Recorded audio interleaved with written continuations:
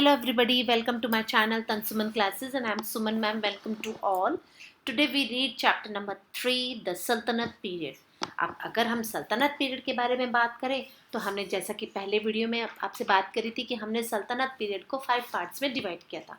अब जो 5 पार्ट्स में डिवाइड किया था इसलिए ताकि हमें इसको समझने में और याद करने में इजी हो, जैसा कि गुलाम वंश slave dynasty, second Khilji dynasty, third one is Tughlaq dynasty, fourth one is Sayyid dynasty and last one is Lodi dynasty.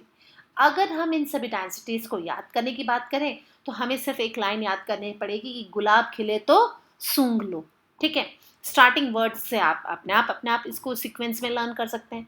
अब आप ये देखिए कि जो तुगलक जो आए, ठीक है, तो इनके बारे में भी हमें कुछ देखने की ज़रूरत है कि इन्होंने रूल किया था वो किस तरीके से किया था, और इस किताब में जो तुगलक सुल्तान्स थे उनके बारे में अगर हम बात करें तो उन्होंने कौन कौन से तरीके अपनाए कि वो बड़े पावरफुल कहलाए। और अगर सुल्तनत पीरियड की बात करें तो इसमें जो तुगलक हैं उनको बड़ा शक्तिशाली माना जाता है। तो ऐसा क्यों माना जाता है, इन्होंने ऐसा क्या खास कर दिया, या महमूद बिन तुगलक क्या ऐसा था, या इसने ऐसा क्या काम कर दिया जिससे कि हिस्ट्री में इसके बड़े चर्चे हैं। ठीक है, और अगर ऐसा माने कि कुछ लोग बोलते हैं कि नहीं, महमूद बिन तुगलक तो एक शासक ऐसा था जिसने कि सबको डुबो दिया।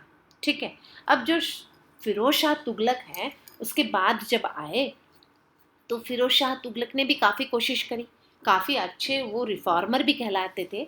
हालांकि ऐसा माना जाता है कि उसके बाद जो मंगोल आए, है ना, उन्होंने इसको बड़ा तरीके से इसको पीछे कर दिया, हरा दिया इसको, और फिर वो खिज्र खां को इंडिया में छोड़ गए। ठीक है, अब खिज्र खां हैं, उन्होंने सैयद डायनेस्टी की स्थापना कर दी। तो किस तरीके से तुगलक जो सुल्तान थे इन्होंने किस तरीके से शासन किया, और ये under the influence of the उलेमास इन्होंने क्या क्या काम करे, उनके बारे में हम डिटेल में आज पढ़ते हैं। So the aspects of the Tughlaq rulers. ठीक है, सो द अब ये है कॉन्सिडरेशंस। अगर हम देखें दिल्ली सल्तनत के बारे में, अगर हम देखें तुगलक जो सुल्तान थे उनके बारे में, जैसा कि हम पहले पढ़ चुके हैं, तो इनके बारे में अगर हम कुछ देखें तो ये हालांकि बहुत पावरफुल थे। ठीक है, so he needed to support the nobles and to keep them in check, यानी जो नोबल्स थे इनकी ज़रूरत इनको पड़ती थी, क्योंकि ये नोबल्स वहाँ पे काम को संभालते थे, चेक करते थे उनके काम को। There was a constant struggle between the sultan and the ulema during this period. अगर हम बात करें तो इसमें सुल्तान जो है वो और उलेमास के बीच में कुछ ना कुछ स्ट्रगल होती रहती थी। वो किस तरीके से, महमूद बिन तुगलक ने कोशिश करी थी उलेमास की पावर को ख़त्म करने की। ठीक है, क्योंकि इस समय उलेमास जो थे वो काफ़ी पावरफुल हो चुके थे। अब उलेमास की ताकत को अगर ख़त्म करने की कोशिश करी, लेकिन फिरोज शाह तुगलक जो थे वाज अ लीनियंट, यानी उनके प्रति बड़े लीनियंट थे वो, और उन्होंने क्या किया, under the influence of the ulemas Firoz Shah bought back to sharia law, और उसको सहरिया लॉ के अकॉर्डिंग इन्होंने अपना शासन चलाया। यानी जिस काम को महमूद बिन तुगलक ने ख़त्म करने की कोशिश करी थी, फिरोज शाह तुगलक ने वापस उसी काम को शुरू कर दिया। अब तुगलक सुल्तनत जो थे वो क्या थे, as a legitimise their rule. किस तरीके से, उलेमा turn Mahmud bin Tughlaq ruler as a un Islamic, he issued coins in the name of the चिपका, यानी अब जो चलीपा जो थे उनको ऐसा लगता था कि नहीं, हमारे जो ये अन इस्लामिक कंडीशंस को अपनाता है। He did not further suggest to rulers according to the wishes of the चिलिपा, यानी वो हमारे अकॉर्डिंग रूल नहीं करता है, हमारी विशेस को पूरा नहीं कर रहा है। Mohammad bin Tughlaq and Firoz Shah receive the authority to rule from the चिल्पा, यानी अब खलीफा जो हैं, चिल्पा जो हैं, उनके हिसाब से ये अथॉरिटी को अपने हाथ में लेते थे। लेकिन this have a religious legal sanctity of this ruler, और ये एक रिलीजियस लीगल इनकी कार्रवाई थी। किस तरीके से कोर्ट में इनका काम चलता था, और इन लोगों ने अब क्या कर दिया, जो दरबार था उस दरबार में इन्होंने किस तरीके का काम किया, किस तरीके से इन्होंने दरबार को अपने हाथ में लिया, और दरबार को अपने हाथ में लेने के बाद में इन्होंने सिजदा नाम का एक नया नया फॉर्म लेकर आए। अब सिजदा क्या था? सिजदा की अगर बात करें तो सिजदा एक ऐसा लॉ था जिसमें कि कोई भी सुल्तान के सामने अगर आता है तो वो सुल्तान के सामने उनके क्या करेगा, नीचे सामने लेट के, है ना, एक ऐसा कानून बनाया जिसमें कि वो लेट के सुल्तान को प्रणाम करेगा। ठीक है। और दूसरा क्या था? पॉबिस। अब ये पॉबिस क्या था, आपको एग्जाम में पूछा जा सकता है ये, है ना। तो इसमें पॉबिस में क्या था कि वो अपने जो सुल्तान है ना, उनके पैर चूमेगा। अब ये वाली नीति भी थी। तो सुल्तान sat on the throne built a rise platform, और जो सुल्तान था वो थोड़ा सा एक ऊंचे उठे हुए राजगद्दी तख्त पर बैठते थे। ठीक है। The princes ministers head of the different department abroads from the foreign countries officials were give fix place to stand, और उनको दूसरे जो प्रिंसेस थे, दूसरे जो राजकुमार होते थे, मिनिस्टर्स होते थे, विदेश मंत्री जो होते थे, जो फॉरेन से कंट्रीज से जो आते थे, उन सब के लिए एक फिक्स प्लेस होता था खड़े होने के लिए। लेकिन officials reported matter to the sultan, और ऑफिशियल्स जो थे वो सुल्तान को किसी भी मैटर पे बात करते थे। And scribes recorded to the order of the sultan, और सुल्तान का ऑर्डर देने में उनको सलाह देते थे। सो द नोबिलिटी, अब nobility was a very powerful group. अब नोबल्स जो थे वो बड़े पावरफुल हो गए थे इस समय में, क्योंकि most of them was Turkish और अफगान। इसमें जो नोबल्स थे वो अधिकांश कहाँ के थे? अफगान और तुर्किश थे। So the rulers often gave high post to their slaves, और उन्होंने अपने जो स्लेव्स यानी उनके जो गुलाम थे उनको बड़े बड़े ओहदे दे रखे थे। So the governors and the military commanders Ibn Battuta and Barani mention many people of humble birth who became noble during this reign of the Mohammad bin Tughlaq. यानी इब्न बतूता अपनी किताब में भी लिखते हैं कि किस तरीके से इन्होंने अपने लोगों को इन्होंने बड़े बड़े ओहदे दे रखे थे, और साथ ही साथ में जो म्यूजिशियंस थे, ठीक है, कुक जो थे, है ना, जो गार्डनर थे, वो सब इन्हीं के लोग होते थे। ठीक है। Why did the rulers give high post to their slaves? अब जो कि these includes Ratna Firoz, both barbers, ठीक है। अब इनको बड़े बड़े ओहदे क्यों दिए जाते थे? दे वर 4 डिपार्टमेंट और पिलर ऑफ द एम्पायर। अब अगर हम एम्पायर की बात करें तो एम्पायर 4 पार्ट्स में डिवाइड था, जिसे कि खास लोग संभालते थे। जो फर्स्ट था वो था दीवाने विजारत, यानी जो फाइनेंस का काम संभालेंगे, और जो रिलीजियस मैटर संभालेगा वो दीवाने रिजाजत होता था। ठीक है। और मिलिट्री अफेयर्स जो संभालेगा वो दीवाने एराज होता था।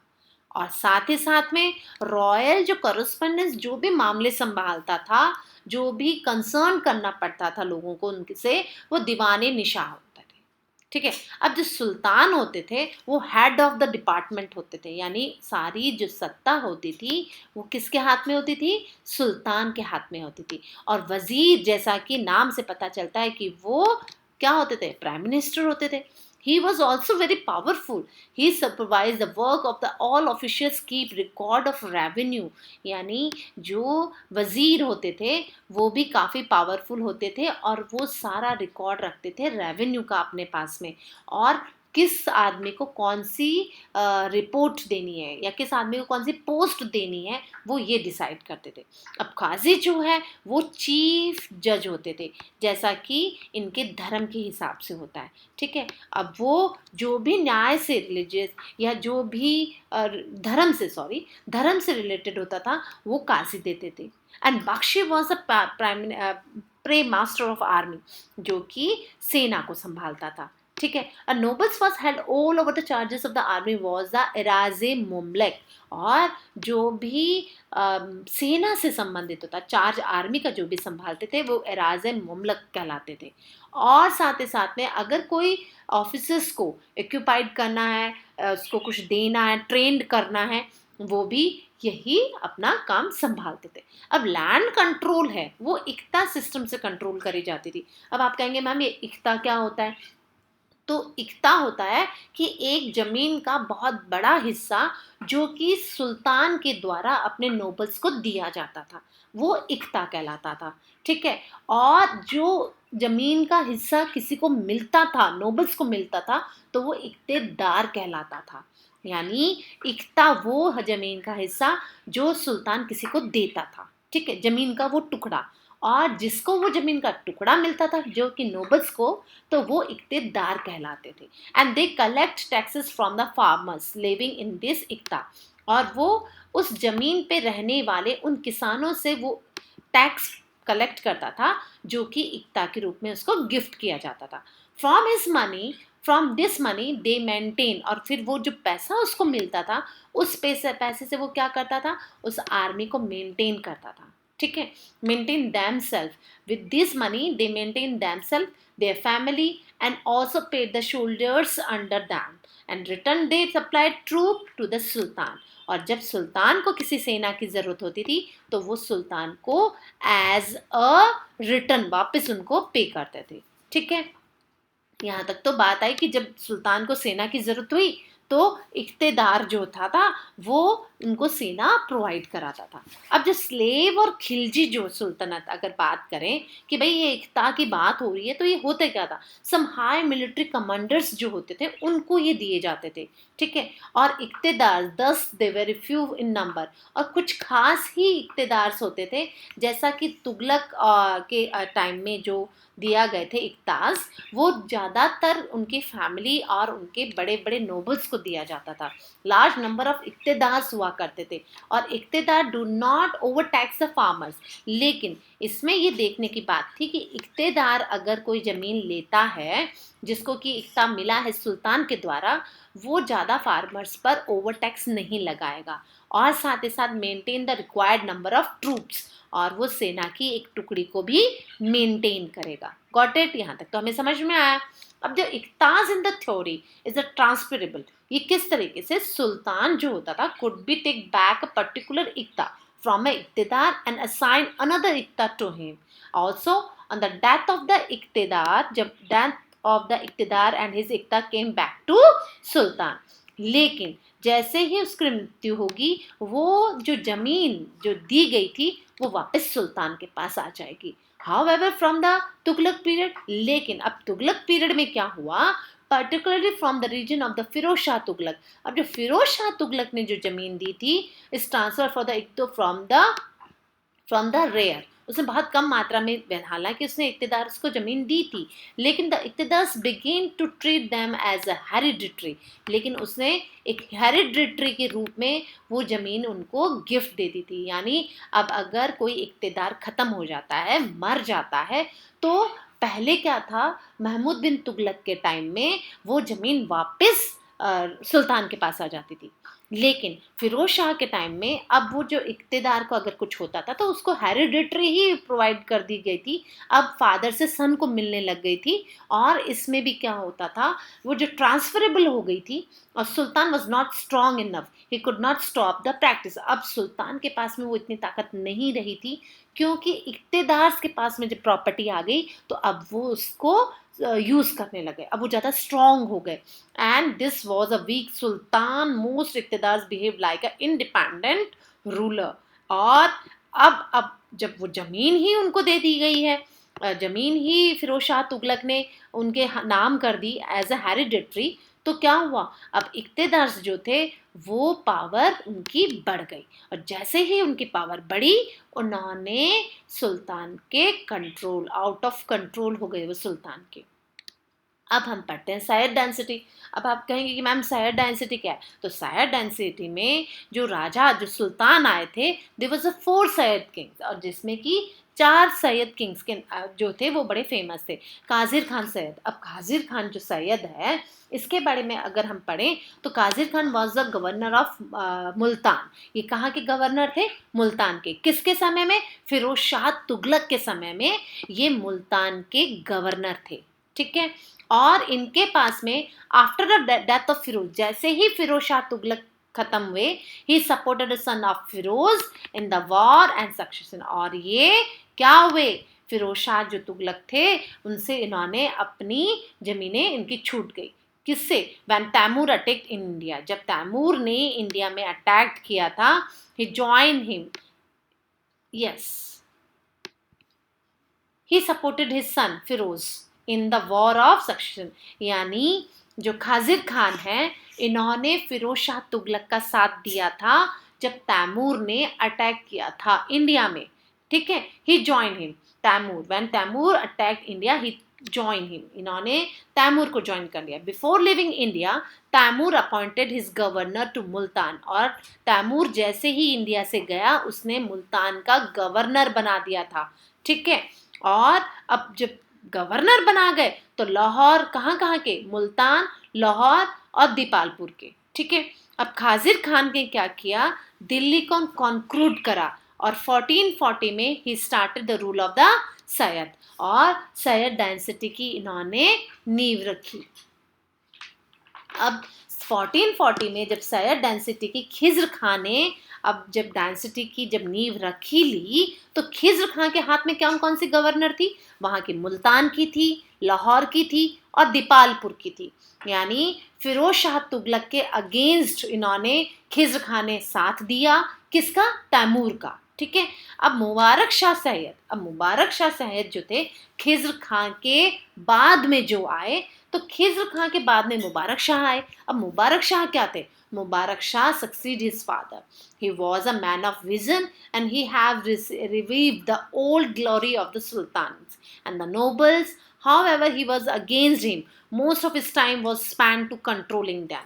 और मुबारक शाह है वो भी, जो अगर माना जाए तो इन्होंने भी कुछ खास दिनों तक शासन हालांकि किया नहीं, लेकिन फिर भी इनके जो नोबल्स थे वो इनके अगेंस्ट हो गए थे और इन्होंने पूरा समय उनको ही कंट्रोल करने में लगा दिया। मुबारक शाह शहर, Mubarak Shah was the Mubarak Shah nephew, Mubarak Shah के नेफ्यू भतीजे थे। And the nobles become very powerful during this reign, और उनके समय में तो नोबल्स जो थे, सरदार जो थे, उन्होंने बहुत बड़ी ताकत अपने हाथों में ले ली थी। अलाउद्दीन आलम शाह शहर, अलाउद्दीन आलम शाह शहर जो थे वो 1443 से 1451 तक रूल किया।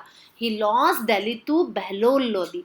अब आप ये देखिए, समझने की बात आती है कि ये जो दिल्ली की सल्तनत की अगर बात करें तो इन्होंने बहलोल लोदी जो थे उनसे ये हार गए, और अब जो सैयद डायनेस्टी, सैयद सुल्तान जो थे वो अब समाप्ति पर आ गए, उनका जो सिंहासन था वो समाप्त हो गया। और अब वो किससे हार गए थे, बहलोल लोदी से हार गए थे। तो अब बहलोल लोदी जैसे ही जीते उन्होंने लोदी डायनेस्टी के नाम, वंश के नाम से स्थापना कर दी, यानी लोदी वंश जो था उसकी स्थापना करी। और लोदी डायनेस्टी जैसे ही आई, until this period all the rulers of the सुल्तनत वर द तुर्किश ओरिजिन, और ये कहाँ से आए थे, ये तुर्किश थे, ठीक है। अब लोदी जो हैं, अगर हम ये कहें कि ये अफगान थे, हाउएवर वर अफगान, ठीक है, लोदीज, तो Bahlol Lodi was the first ruler, was Bahlol Lodi. Lodi शासक जो थे उनमें से सर्वप्रथम कौन थे, बहलोल लोदी। और बहलोल लोदी ने कब से कब शासन किया, बहलोल लोदी ने 1451 से 1489 के बीच में शासन किया। He tried to consolidate the सुल्तनत, और उन्होंने काफ़ी उसको आगे बढ़ाने की कोशिश करी। He removed rebellious governor and appointed loyal Afghans nobles in their place, और से अपने जो खिलाफ, उनके खिलाफ जो उठने वाले लोग थे उनको काफ़ी उन्होंने दबाया, रिमूव भी किया, और कुछ नए इन्होंने नोबल्स थे उनको भी अपॉइंटेड किया at that time. But for his death the सल्तनत stretch from the Punjab to Bihar, और जैसे ये ख़त्म हुए थे इनकी जो सल्तनत थी वो माना जाता है कि पंजाब से बिहार तक फैली हुई थी। Got it. अब सिकंदर लोदी जो है, अब अगर लोदी वंश की बात और सिकंदर लोदी की बात ना हो ये तो हो ही नहीं सकता, क्योंकि सिकंदर लोदी जो है वो बहुत पावरफुल थे। तो the most powerful Lodi ruler was the Bahlol son, जो कि बहलोल लोदी के बेटे थे, और इनका नाम क्या था, सिकंदर लोदी। ही एनेक्स जौनपुर बिहार, और इन्होंने किसको एनेक्स किया, जौनपुर और बिहार को एनेक्स किया, और साथ ही साथ फ्रेंडशिप करी बंगाल के साथ में, ठीक है। अब जैसे ही इन्होंने इंट्रोड्यूस किया पब्लिक वेलफेयर मेजर्स इन्होंने इंट्रोड्यूस किया। For example like Alauddin Khilji ने जैसे कि कोशिश करी थी, अपने जगह पे चीज़ों को सस्ता बेचा, अपने जगह इसने पैसा नहीं बढ़ने दिया। जैसे कि अलाउद्दीन खिलजी है, उसने अपने शासन काल में पैसा नहीं बढ़ने दिया था, उसने कंट्रोल करके रखा था लोगों को। And he also gave the loan to the farmer also. और जो सिकंदर लोदी है, उसने किसानों को लोन भी देना चालू करा, यानी ब्याज पर, यानी उनको पैसा देना भी चालू करा था, जमीनें भी देना चालू करी थी। And he founded the city of Agra and made his capital, जिसने कि आगरा को अपनी कैपिटल सिटी बनाया था। जो कौन थे? सिकंदर लोधी। और सिकंदर लोधी बहलोल लोधी के बेटे थे और साथ ही साथ में बहुत पावरफुल रूलर भी थे। अब इब्राहिम लोधी की अगर बात करें तो इब्राहिम लोधी जो है वो लास्ट लोधी शासक थे। अब लास्ट कैसे? तो इब्राहिम लोधी सक्सीड सिकंदर लोधी। अब इन्होंने सिकंदर लोधी को सक्सीड किया और अब जो अफगान नोबल्स थे वो इनके खिलाफ हो गए थे। अफगान जो लोग थे वो इनके खिलाफ थे। क्यों? क्योंकि अब जो हाउएवर डिफीटेड देम, इनको डिफीट भी किया। वो कैसे? To prevent such revolt in future he was a senior nobles of the governors who had a lot of power. अब क्या था, इनके जो गवर्नर थे वो उनके हाथों में बहुत बड़ी पावर हाथ में आ गई थी और ये इनके कंट्रोल में नहीं थे। तो नोबल कंस्पायर्ड विद बाबर। इसी समय में क्या था, जो बाबर था, है ना, वो इंडिया में आने की तैयारी में था। एंड वो overthrow Ibrahim Lodi in the first battle of Panipat in 1526। और 1526 में पानीपत का प्रथम युद्ध जो कि इब्राहिम लोदी और बाबर के बीच में हुआ था। ठीक है, अब आप ये देखिए, बाबर जो है वो भी यहाँ पे आने की तैयारी में था। अब बाबर जो था जैसा कि मुगल शासक, ठीक है, अब जब मुगल शासक और इब्राहिम लोदी के बीच में पानीपत का युद्ध हुआ 1526 में 1526, तो Babur was the first ruler of Mughal dynasty, जिसे कि मुगल शासक, प्रथम मुगल शासक के नाम से हम सभी हिस्ट्री में जानते हैं और जिसके बारे में हम चैप्टर 5 में डिटेल में पढ़ेंगे कि कैसे बाबर ने मुगल शासन की नींव रखी और ये कितना पावरफुल थे। टू सम अप, अब जो सम अप है इसको पढ़ना इसलिए ज़रूरी है क्योंकि it is the summary of the chapter. So the 5 density जैसा कि हमने अभी पढ़े हैं, तो जो थी कि स्लेव डेंसिटी थी, खिलजी था, Tughlaq, Syed and Lodi. Got it? The slave density जो थी उसमें कुतुबुद्दीन ऐबक थे, इल्तुतमिश थे और रजिया। और बलबन जो थे वो इम्पॉर्टेंट रूलर्स इसी डेंसिटी के कहलाए। अब जैसा कि खिलजी हैं, अगर खिलजी वंश की स्थापना किसने करी और अलाउद्दीन खिलजी की बात ना हो, ये तो हो ही नहीं सकता। तो अलाउद्दीन खिलजी जो है वो यहाँ के मोस्ट पावरफुल रूलर थे और जो उसके फाउंडर थे वो जलालुद्दीन खिलजी थे। और तुगलक रूलर की अगर बात हो तो महमूद बिन तुगलक, जिसे कि इतिहास में एक पागल शासक के नाम से भी जाना जाता है, फिरोज शाह तुगलक है। और साथ ही साथ में बहुत सारे इम्पॉर्टेंट जो तुगलक रूलर्स थे और इस समय में जो उलेमा है उनके हाथ में और नोबल्स के हाथ में पावरफुल जो पावर थी वो उनके हाथ में जा चुकी थी। अब सैयद डायनेस्टी जी थी, सैयद डायनेस्टी जो है 1414 से 1451 तक चली और इसमें भी क्या है, बहलोल लोदी, सिकंदर लोदी और इब्राहिम लोदी, इन तीनों को बहुत प्रमुख माना जाता है। और जो इब्राहिम लोदी हैं, अगर इनकी बात हो तो ये जो इब्राहिम लोदी हैं ये लोदी शासक, आखिरी लोदी शासक थे और इनको बाबर ने इनको पानीपत में, बैटल ऑफ पानीपत, जो फर्स्ट बैटल ऑफ पानीपत हुआ था 1526 में, इसमें इब्राहिम लोदी को हराया और उसके बाद मुगल शासक बनकर भारत में शासन किया। So thanks for watching this video and don't forget to like and subscribe my channel Tansuman Classes.